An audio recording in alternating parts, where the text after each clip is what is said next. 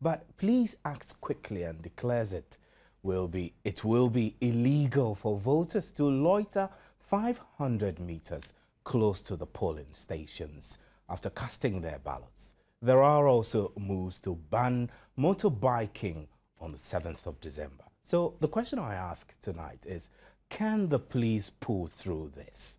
Fears of power outages also on election day is rife amidst continuous load shedding, but VRA pledges a light of free election until a new president is declared. Meanwhile, the MPP claims of a plot to initiate a nationwide blackout at 7 p.m. when results collation gets underway. Factual or futile? We'll find out. Media is also excluded from early voting, as you may know by now, for the first time since 1992, as polls end for security personnel and those who will be engaged on election day. While boxes go under lock and key, concerns also filter through from the MPP that 12 ballot boxes were carted to the regions 2 a.m. today. Is this a real concern or a smokescreen? We'll also find out tonight on PM Express with the best political team. Also, the phenomenon of macho men disrupting elections ends as they've come together to declare a stand for peace. Is this truth or you call it hogwash? You can join us with your comments, questions and contributions, suggestions by text 1760. You can post them on our Facebook wall, facebook.com/multitvworld. My name is Stephen Anti, and we'll start with the first discussion on the special voting. But first, we will show you a video that we recorded today.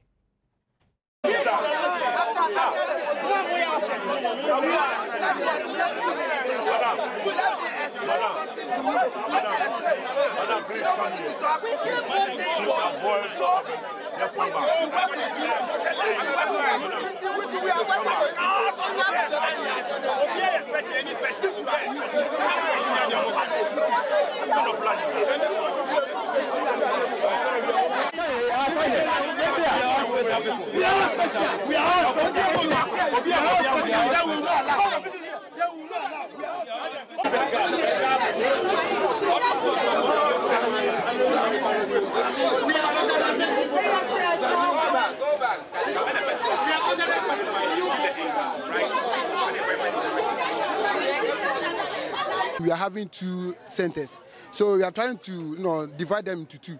But yes, because they are in uniform, they are trying to use their positions and other things to overrule us. But we being the officers on board, we have to tell them what they are supposed to do. But yes, they will not listen to us, despite that, though they are in uniform, so they are not listening to us. That is the main problem that we are facing.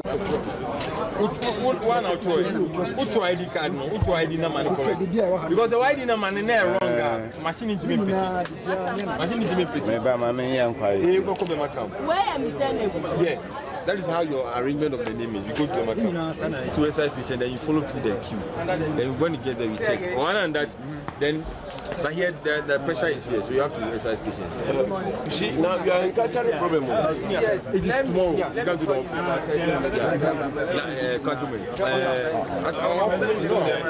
Electoral Commission. What it means is that now, if your name has not been captured here, it means your name should be at your police station. They say they are that is it. What we want to cross-check is that so that we don't go and remove your name again. Madam, one time only voting day. Can you general one vote to any paper water?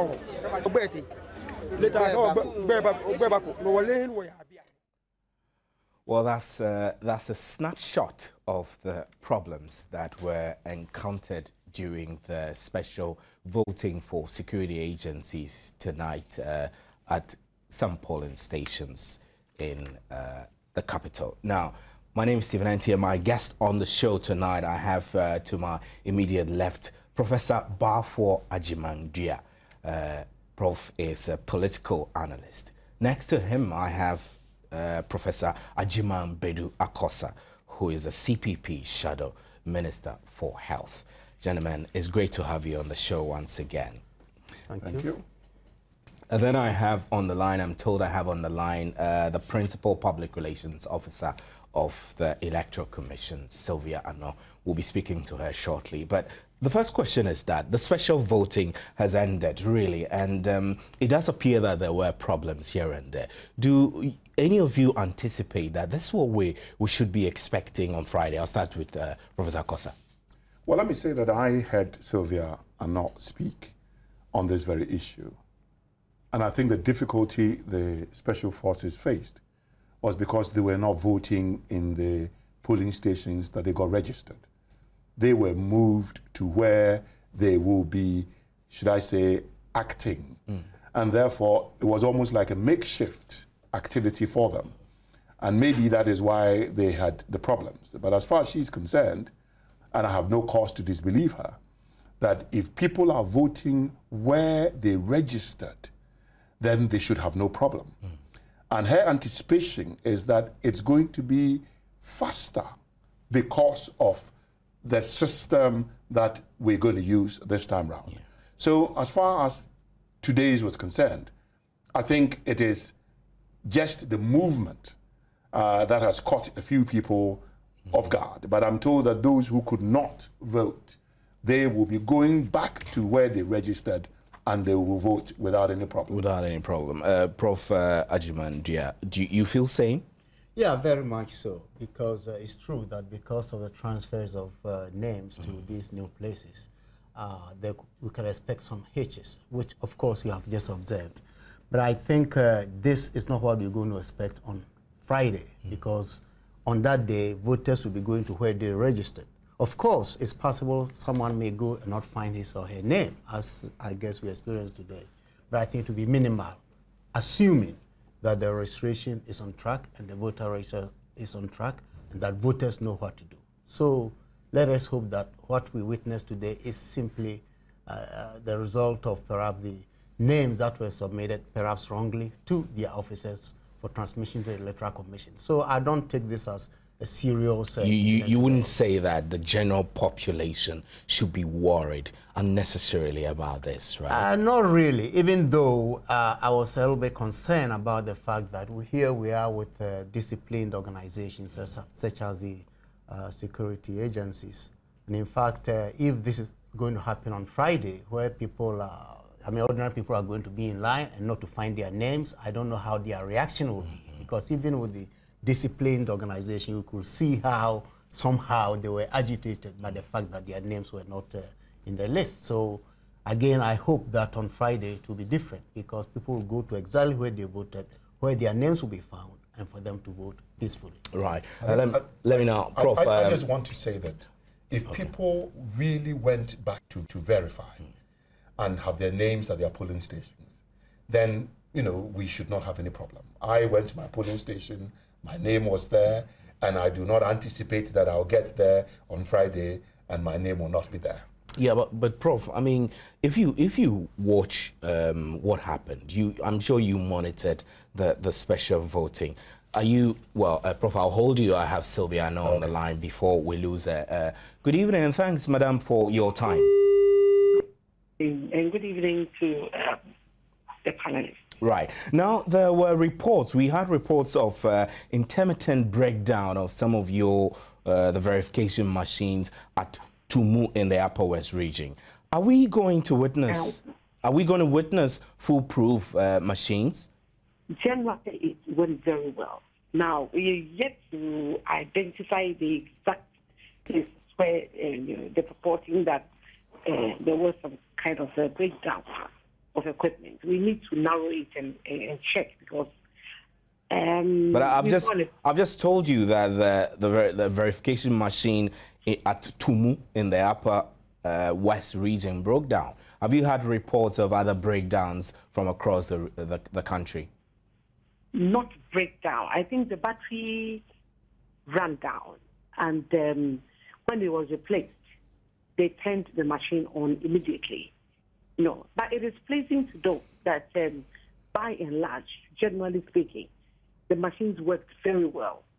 So that if there were isolated problems here and there, that cannot override, the positive side of the whole exercise.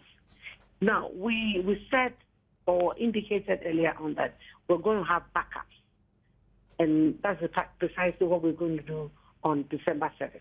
All right. So you're very confident that the problems that occurred at today's special voting with some officers not finding their names, etc., would not repeat itself on Friday, right?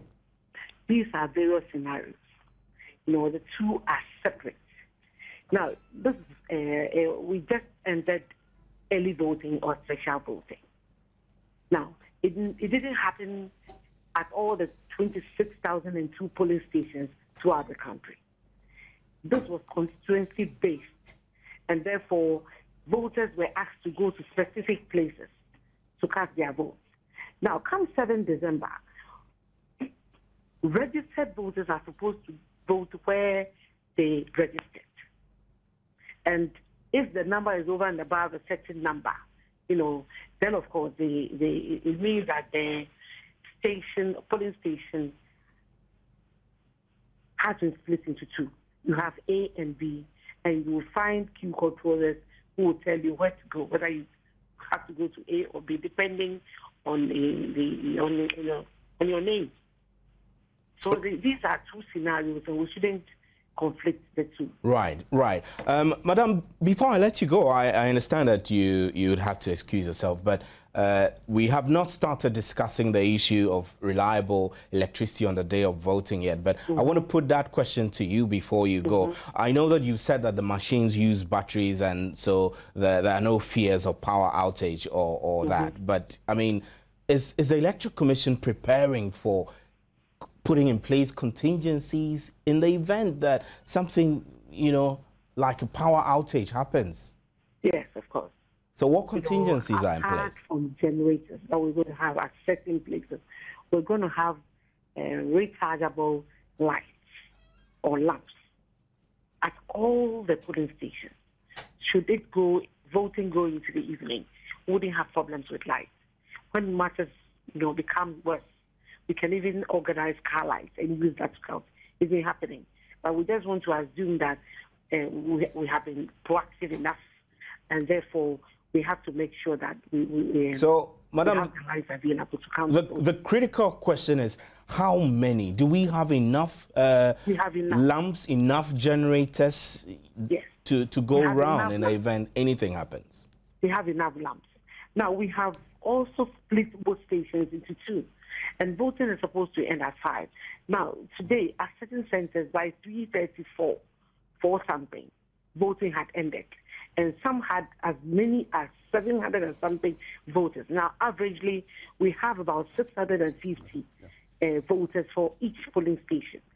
Out of the 26,000 polling stations, only 3,000 are a little over 1,000 for each polling station. So you can strike the average.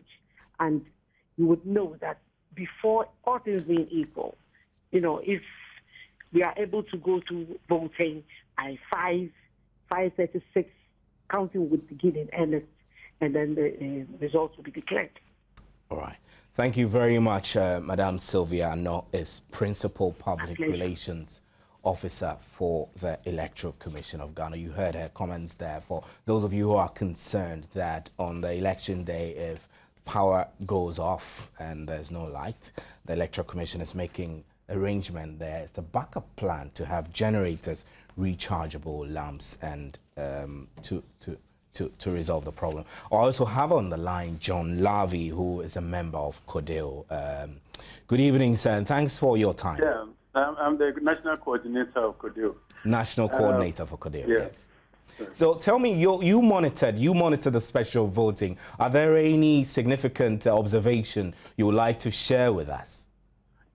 Well, our officers monitor the election at different places. We're able to get in touch with quite a number of them across the country. I spoke with people from the Western region, Bronga Hafo, we got even Wa, Boku, Ho, and parts of Accra. On the whole, they reported that everything went smoothly. The soldier security people were well behaved. The the machine, the verification machine, worked in all the places where they didn't report any breakdown. So the only problem they reported from a few, I think 2 places we heard was some people went there and could not find their names in the register. Now, the way they put it, as if we were talking about the voters, the big voters register. Now, we explained to them that this is a transferred names from the main register to constitute a special voters register, which is not the main. It's a sub of the main. And you get onto this register by applying to vote as a special voter. So this is something that is done between the applicant and the Electoral Commission at their level. So when that is done, they need some time to compile everything. You might apply and you did not apply in good time, therefore the Electoral Commission may not have processed your name. You go there, you don't find your name. It does not mean that your name has disappeared altogether from the voters register of Ghana. It only means that the official did not have enough time or did not apply early enough for them to get you on the voters register. Those people, therefore, who did not get their names on the register today, it's possible that they will get back to their polling stations on the 7th, next Friday, and then get their names there and therefore vote. So we told them that was not too big a problem to resolve. But with the lesson we think we can learn is how well behaved the security people and the Electoral Commission people were. We didn't hear of any altercation. We didn't hear of any confusion anywhere. We didn't hear of party agents misbehaving and heckling people. Now, that is the way it must be. If that is a good lesson, we should learn it so that on Friday we also go and just behave civilly and get things done and get back home. Right, so Mr. Lavi, if I ask you to rate, the general success of the exercise, 1 to 10, how would you rate it? I would rate it even 9 over 10. Right, so... But mind you, it is a microcosm of the whole thing. And now we're talking about 26,000 polling stations. We have worked in, I think, a minimum of 275. That is taking one per constituency, polling stations. And so that you can't really compare it. But again, it is also true that the management, therefore, was also a small management group. When you come Friday, we are talking about almost 21,000 polling workers on the ground. They're talking about those 4,000 observers. They're talking about the police, 25,000 police. They're talking about a lot of people on the ground, either to do one thing or to control the other. So it's going to be slightly more challenging than today. Yeah. Thank you very much, Mr. Lavi.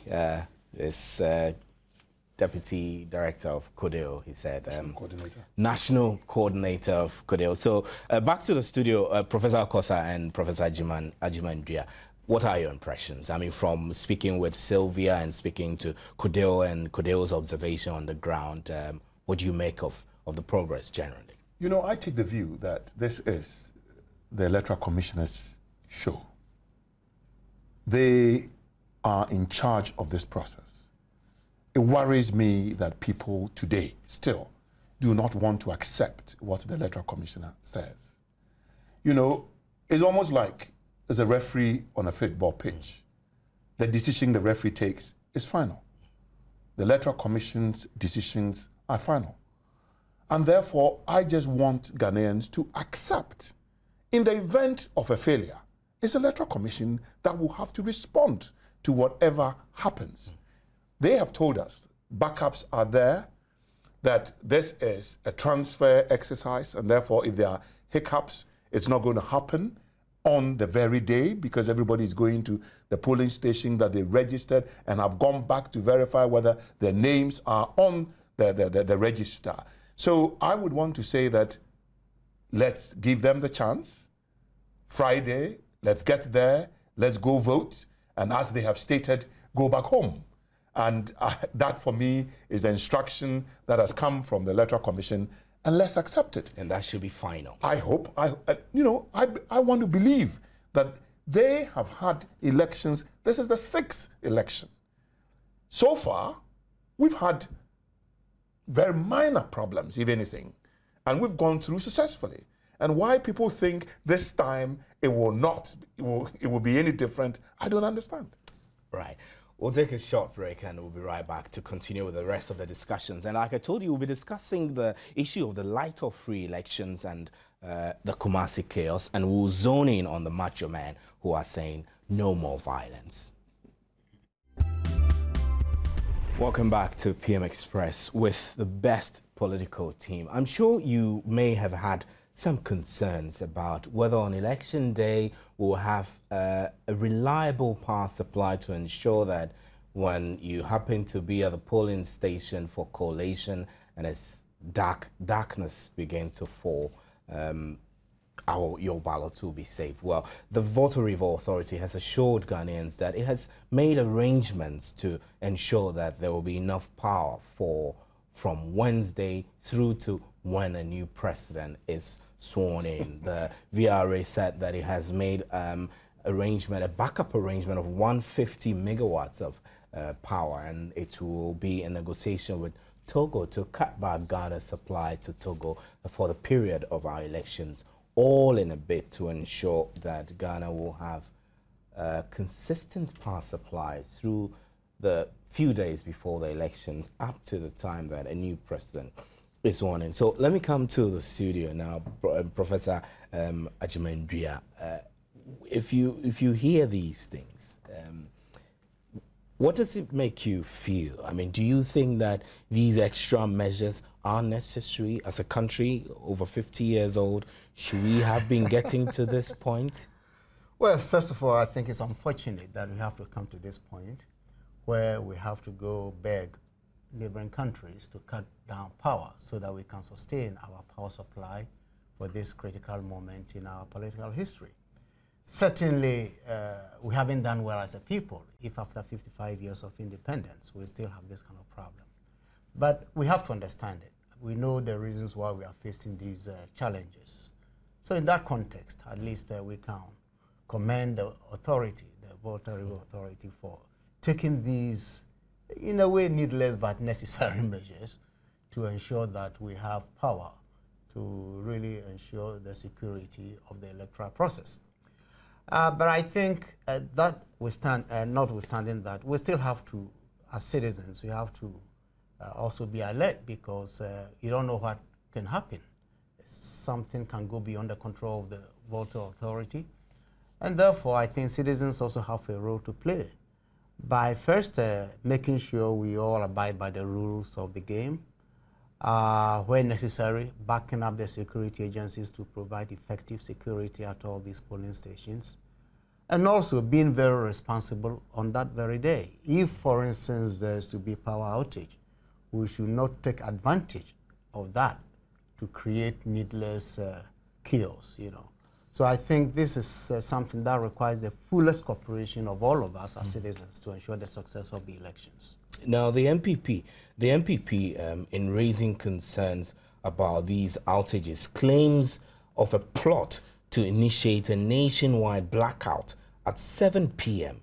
when resort collation gets underway. You're not MPP, and so it's not fair for me to ask you whether this could be factual, but on what grounds could anyone think about these things? I do not know what they know for them to come out with that statement. But whatever it is, it's important for all of us to take precautions. I guess they have seen something we haven't seen, or they've been told something that we have not been told. So I'm not in a position to confirm or doubt it. But these questions, such doubts being raised, I guess it's a reflection of the general mistrust in the electoral process this time around. As Professor Kosa said earlier, we have had 5 elections. This is going to be the 6th one, and we have been successful with all of them. But this particular one seems to have provoked so much tension, so much suspicion, either because of perceived actions or inactions of the Electoral Commission or his behavior in some ways. So all I will say is that whilst there may be this kinds of mistrust on the part of these political parties for the Electoral Commission, they also must be able to be circumspect in the kinds of pronouncement they make. Because until or unless they have real evidence of these kinds of underhanded dealings, I think beyond reasonable doubt, they should keep this things a little bit under the table until they are sure it's true. Otherwise, again, these kinds of sentiments have a tendency to raise, again, needless, tensions. So, I guess my point is that whilst I'm not in a position to dispute what they are saying, I think it's important for all of us stakeholders, to ensure that we have a very successful election. Professor Acosta, the power politics, the energy politics, do you think that it is going to play a crucial decision for when the electorate go to vote today? Would they be thinking of the power crisis and the load shedding, for example, as they cast their votes? Well, let me say that I'll be surprised if they don't. We live in a country where we seem to have accepted, that as a norm. But that is not the norm. I expect that I would have power. When the load shedding started, it was on the explanation that there had been, a huge problem with the West African gas pipe. And that took time to repair. But we were told at a certain time that the repair work had finished. Yeah. And that this load shedding was going to end. Sadly, it has not ended. Why it has not ended, I don't think I have had a reasonable explanation. So for me, my little cynical self would want to say that, why should we believe them this time? I think that the stakes are pretty high, and therefore I am prepared to give them the benefit of the doubt. But you see, what worries me is why everything gets politicized in this country. Is it that the chief executive of Volta River is deemed to be of another political persuasion? Is that the reason why one political party seems to think there is a plot? Is it a plot with the knowledge of the chief executive of Volta River, or without the knowledge of the chief executive of Volta River? And these are some of the issues that worry some of us, that at the end of the day, all these things are meant to raise the stakes so high. And in the proverbial Ghanaian statement, fear and panic is what these things are expected to cause, so that people begin, even ab initio, to doubt the outcome of a political process.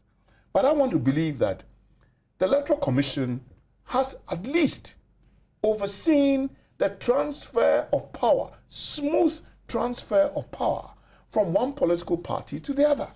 And the two political parties that are in, such stress and tensions are the two political parties that have benefited from the work of the Electoral Commission.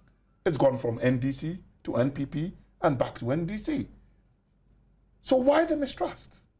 Why is it that this time round, that the Electoral Commissioner who oversaw the transfer of power from NDC to NPP is now being blamed as if he is a different human being? I just want all of us to begin to lower the tensions.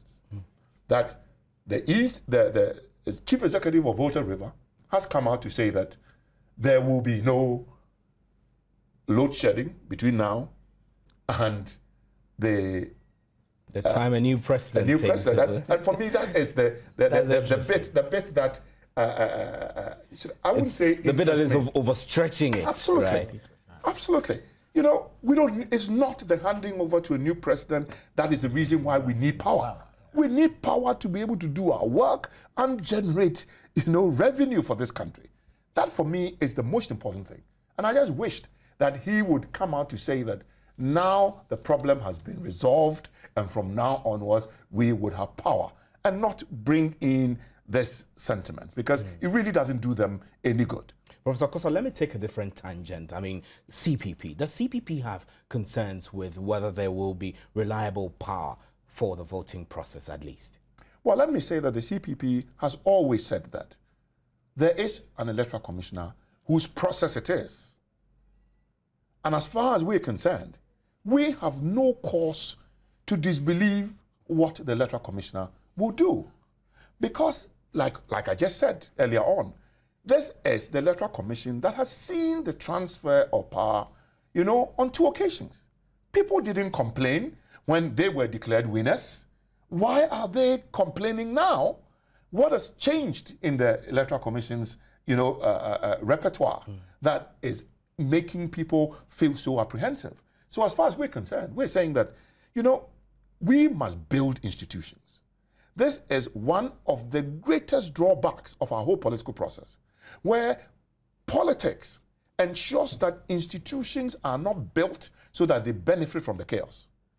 If we all begin to realize that we have an institution called the Electoral Commission, they have their work to do, and they have been trained sufficiently and have been given the resources to do their work, then I'm saying, let them do their work.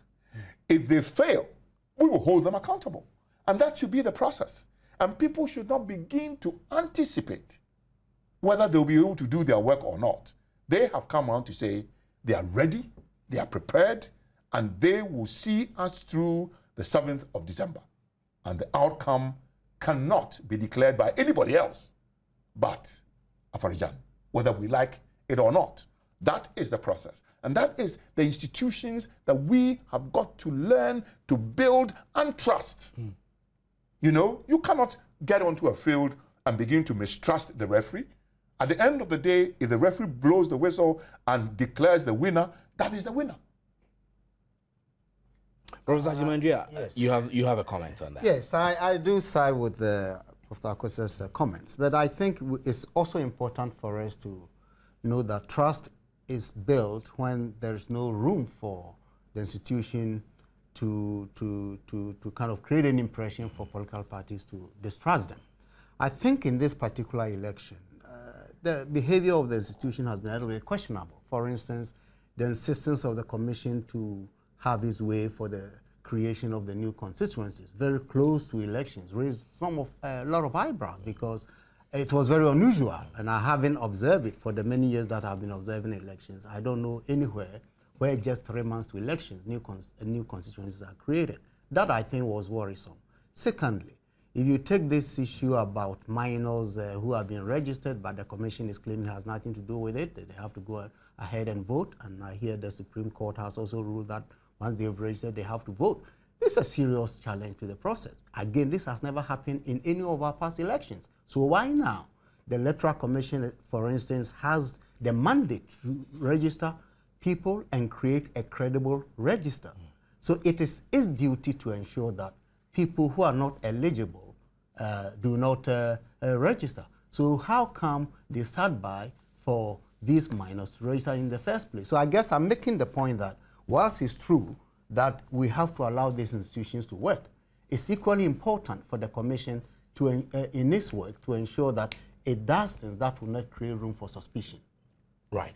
We have on the telephone line Alex Segbefia, who is the Deputy Chief of Staff, joining us for some discussions tonight. Good evening, sir, and it's great to have you on the show.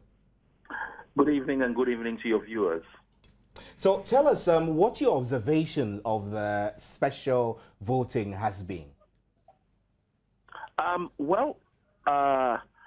I think the starting point for all of us is that you have to accept that this is the first time we've actually gone through a biometric process and also a verification process.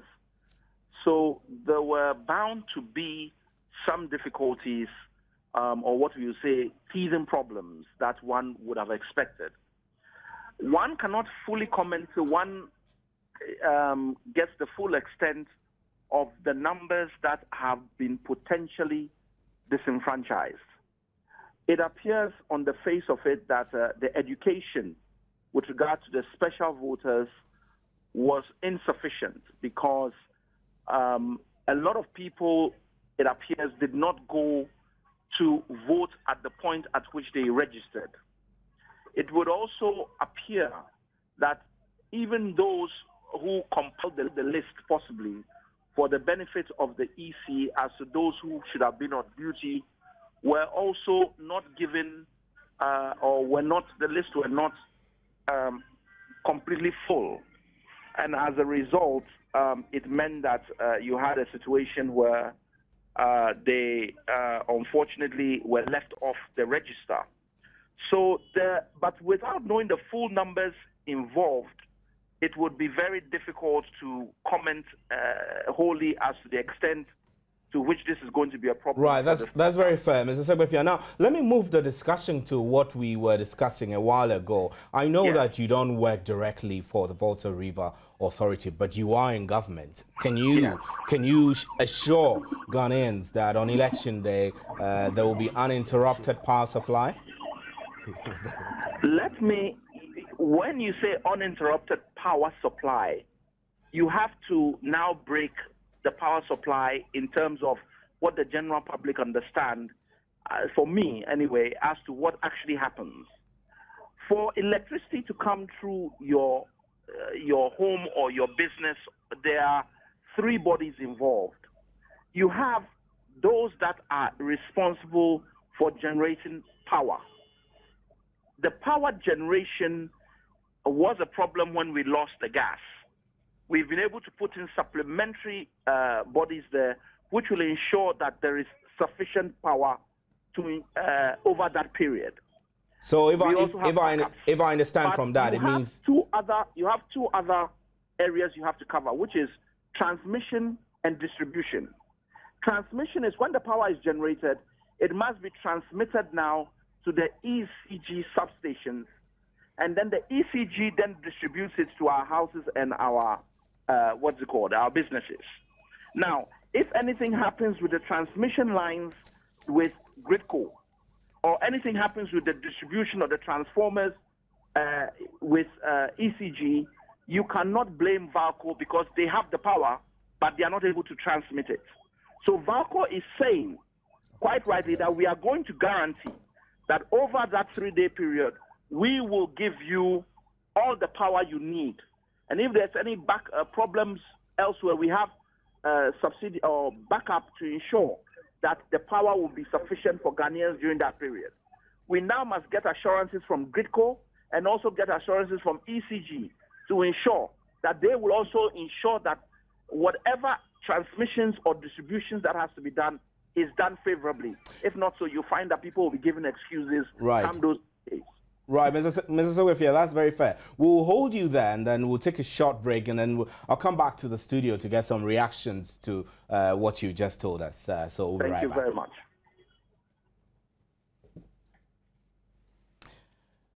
A short break, and then we'll be right back. Well, I think that would have to continue because we don't have a lot of time. So back to the studio, Professor Kosa and Professor Agyeman-Duah. What are your reactions on Segbefia's comments? I mean, he's still online, though. Are you convinced?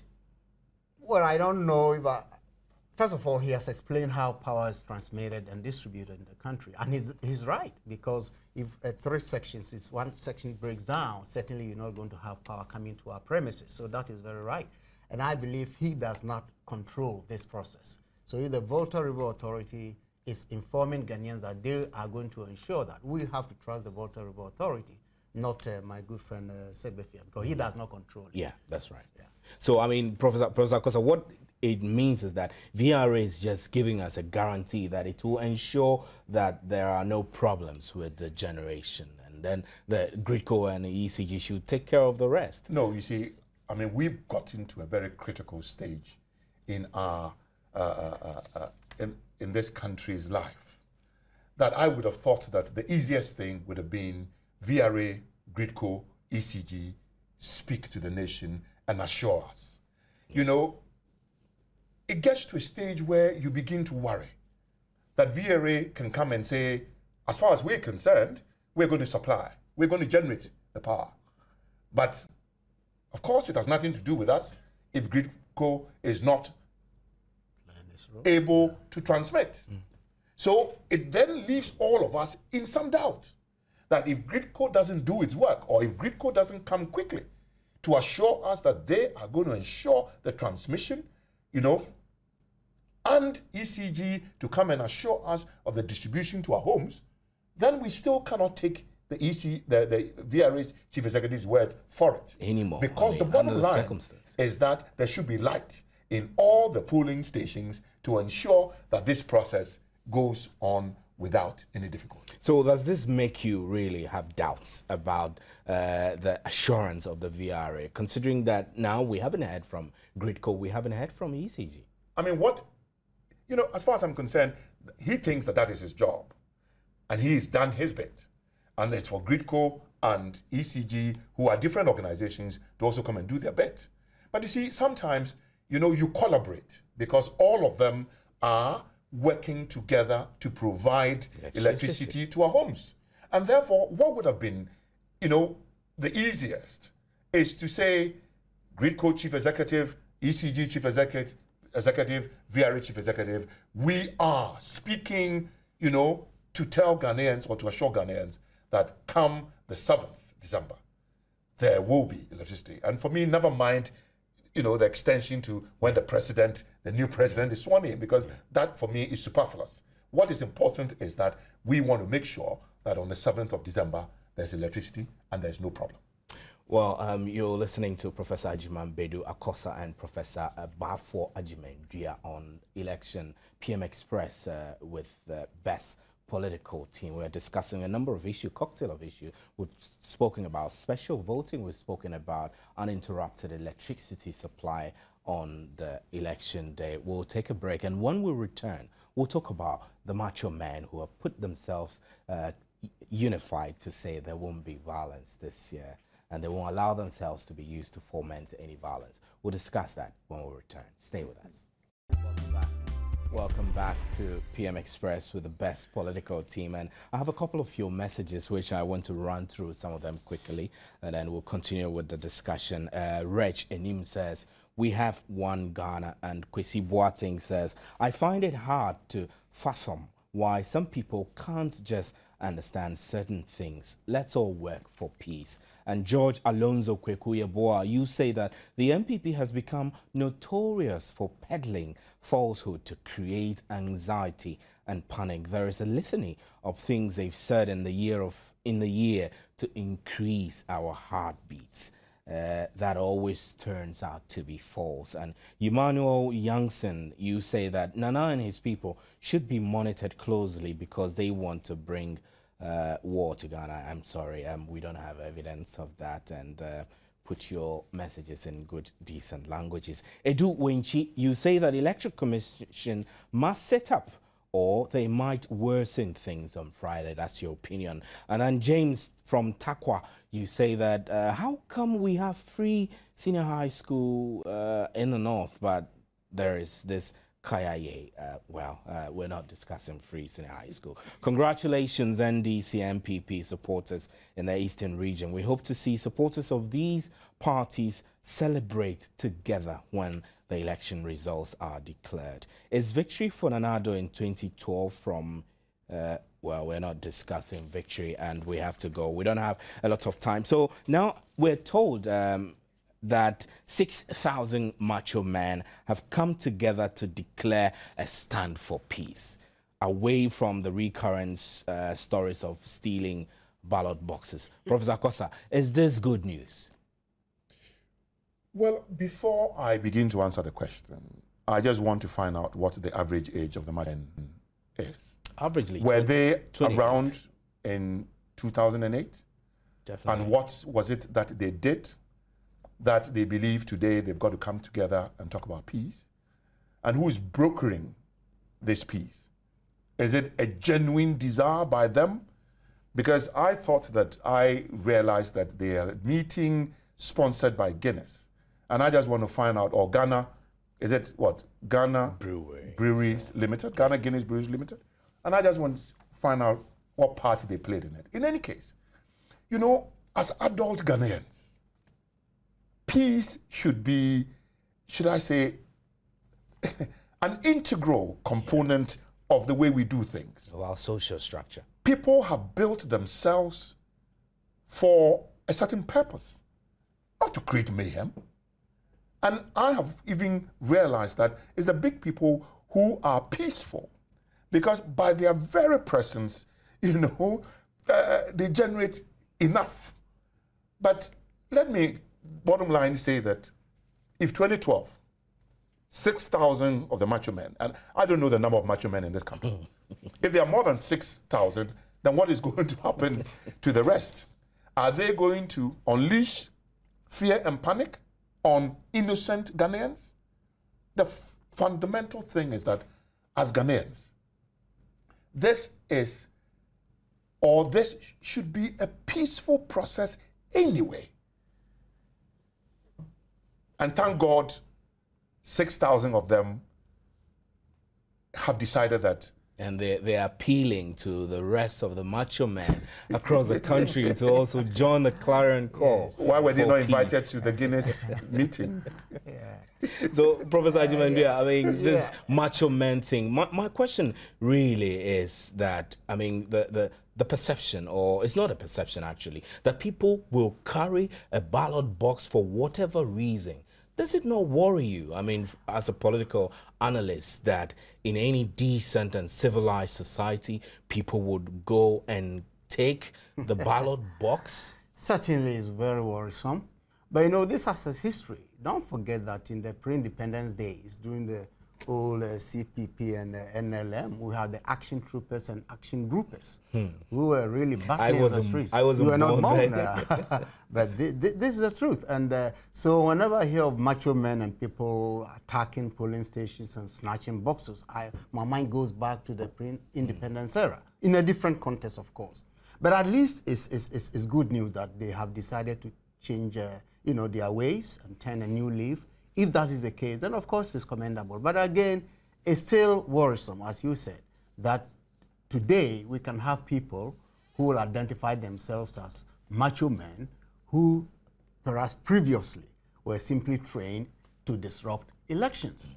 Now, if for any reason a company had decided to buy them off, and they've decided to now make That's peace. a strong word expression, buy them off. It does appear that way, right? It appears that way, but because something may have happened for them to have suddenly decided that they are changing, from their old ways to help make peace in the country. And that in itself, as I say, is welcome news. But of course, it's unfortunate that in our present day, we'll have people who would have dedicated their life to simply disrupting elections. Certainly uncivilized. Yeah, I still have Alex Segwefia, Deputy Chief of Staff, on the line. Good evening, sir. We just discussed the issue of 6,000 macho men who have made a declaration for peace in the elections. What's your comments on that? Well, the first thing I would say is that if, assuming you had 200 constituencies, and each of them was providing 30 macho men, you'd get your 6,000, basically. Is the rough breakdown. And I think that over the years, there are very few constituencies where you don't see groups walking around who, from one group or the other, pertaining to be protecting either interest or creating mayhem, as the case may be. So technically, the number is not as huge as I would have expected it to be. I think that even though you say 6,000, I think that there may be a lot more. Bearing in mind now we have 275 constituencies. And if you break that down further, you find that the number of 30 is actually dropping a lot lower. But it's a good thing. On a lighter note, I hope they were not influenced by the beverages after the meeting concerning the company that was sponsoring it. But I would think that it's a good step and for them to come out publicly. But I think that Professor Akosa hits the nail on the head. I mean, where did these people come from? How were they identified? It's like the use of the term serial caller. Who is a serial caller? Is it somebody who picks up the phone and has commented 3 times?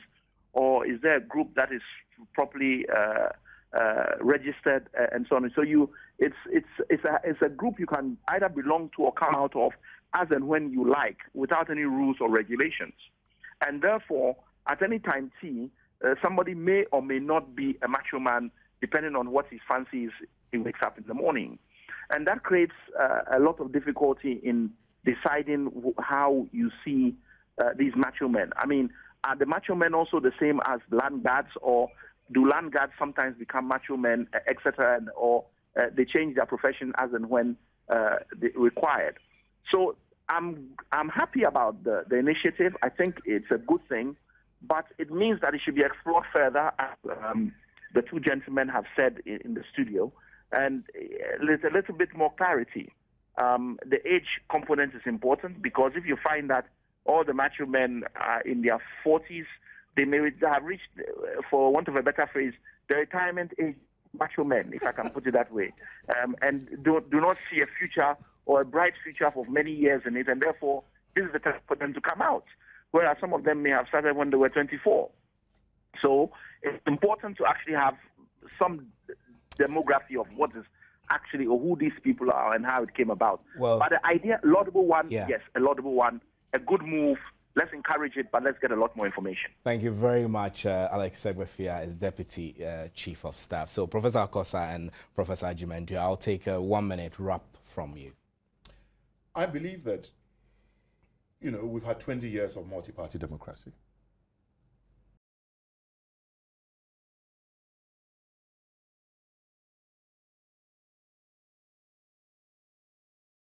It should be according to your birth date.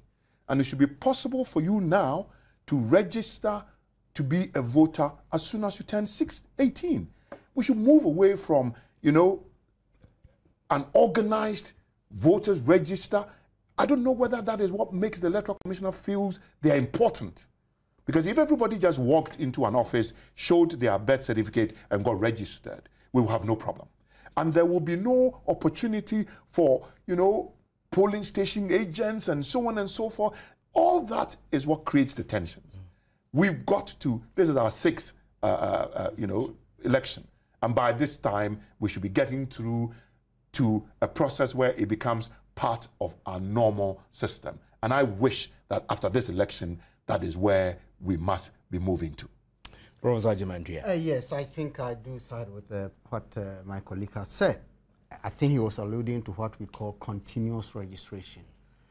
It's important, and I think not too long ago, the Electoral Commission chairman had mentioned that that could be their future plan. And I think they have to seriously pursue this plan, because the registration of voters is an occasion for needless tension and agitation in this country. Secondly, I mean, identifying who's eligible, as we're experiencing this time around, is also a problem. But if we have a system in place where once you turn 18, it simply kicks in. You go to a post office or designated areas and get registered, we will not be going through this. So I think that's very important.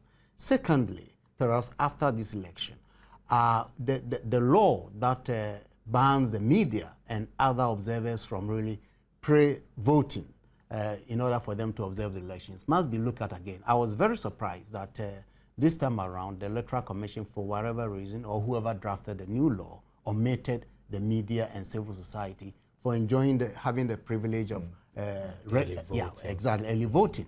That, I think, is really it's a drawback, because we have traveled very far from 1992, and in all the elections, the media and civil society generally have been recognized as stakeholders, and they've been granted these kind of privileges. Why this time around they could not enjoy this, again, is very, you know, it's something we need to find a solution to. So my point is that after this process, the law should be revised to ensure that civil society is brought back in as one of the key institutions that will enjoy that privilege.